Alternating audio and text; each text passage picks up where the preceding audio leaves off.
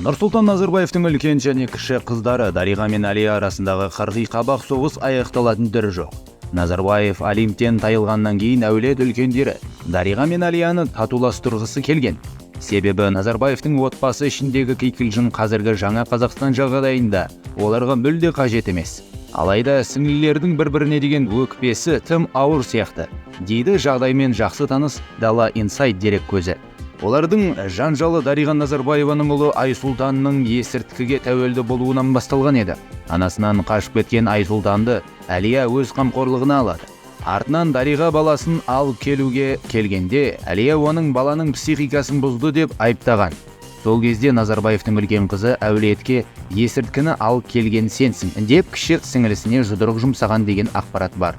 Артынан Дариғаның роб операторына шабуылы басталды. Әуе баста өзінің қол астындағы істеген Санжар Боқаевты роб деп утиль алымға қарсы қойған осы Дариға Назарбаева болатын. Осыдан кейін сіңлілер араласуды қойып, әулеттің той немесе өлім жітімдерді бір-бірінен аулақ жүретін болған. Таяуда оларды татуластырмақ болған туыстарының әрекеті сәтсіз аяқталды. Назарбаевтың көзі тірісі кезінде ғана олардың қыздарына қауіпсіздік гарантиясы бар.